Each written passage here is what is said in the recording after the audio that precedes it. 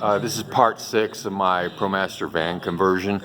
I know I said the next video was gonna be installing a Max fan, but I decided to show you how I installed these 21-inch spotlights or takedown lights, whichever one you want to call.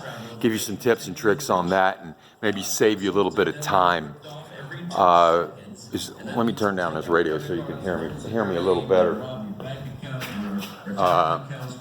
Anyway, I ran two of these takedown lights, and I'm just gonna, like I said, give you some tips and tricks of what I did. I don't like drilling holes in the roof, or as minimal as possible. So if you look at that, that's a camera housing for the rear camera of the Pro Max. So I just drilled a hole in that. You need to drill about 2 inches away from the very top. There's plenty of room in that cowling where the camera and that parking light is, the rear backup light, or rear lights, parking lights. So what I did is I used some flexible cable there, and you can drill through there. There's plenty of room in that box right there, and then you can run it any way you want. You know, run it down the sides. I ran mine all the way to the back.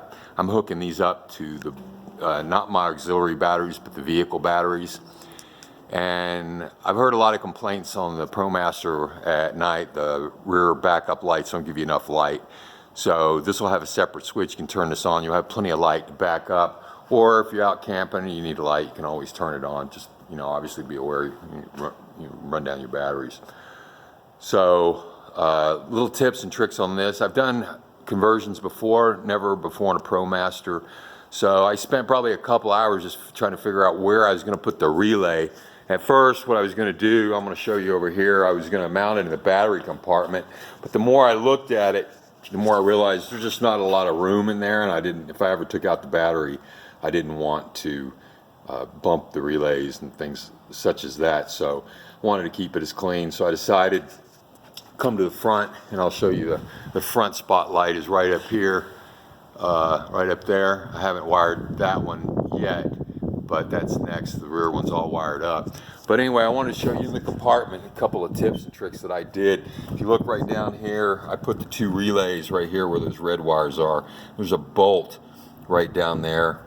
It's kind of hard to see the relays, but I bolted it, both of them actually, to a stud that was just sticking out. It wasn't going to anything. But anyway, a tip, if you look down right here, this is a vacuum system, I believe, for the brakes, but I'm not 100% sure, but it doesn't matter.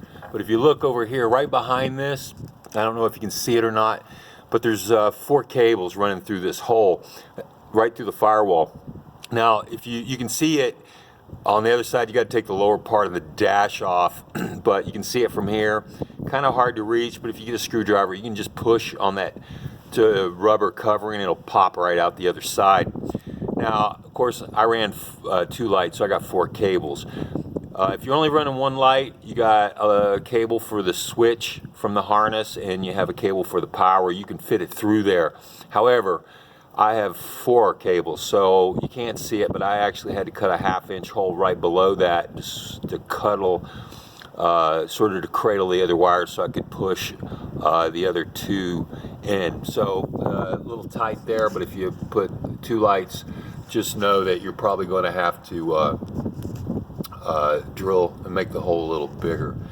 So what I did on the Promaster was pretty easy. I got a positive for a jump right here, so I can put the positive there, and then they have your fuses to both are right down here, so they're fairly easy to get at. And then I grounded it just right over here to good ground on the bolt. Now, if you notice, the headlight's out. In order to get enough room, you got to pop that headlight out, and then you can get plenty of room to work in this compartment. So, little tip there: grommet pops out pretty easy. If you only have 1 light, there will be no issues. To run the power cords, I ran it through the firewall, then I ran it down through here, took a couple pieces of the cowling, the step off, and just ran it to the back where both lights are going to be coming down here, and one from the back and hook up there. And then I'll put the switches right here on my rig. So you got to remove some of the plastic there, and I'll show you how I mounted the buttons here. and the harness. The harness is pretty good because you can unplug the switch harness, which is right here, and if you can see, this one's mounted in, and the harness is right there, and you can just plug it in. With this, I have a lot of excess wire, so you can just pull it and wrap it up with a zip tie and put it in the engine compartment, make it kind of tidy so you don't have a bunch of wires hanging down. Anyway, that's it for this particular video. If you have any questions, feel free to contact me and I'll be more than happy to help you out. And like I said, the next thing is the Max fan. It's going to go right up there, right under my bed, and I can show you the tips and tricks on that, and why some of the best handy guys put them in and they leak. I'm going to tell you why they leak, or one of the main reasons why they leak when they install them, even though they follow the manufacturer's instructions.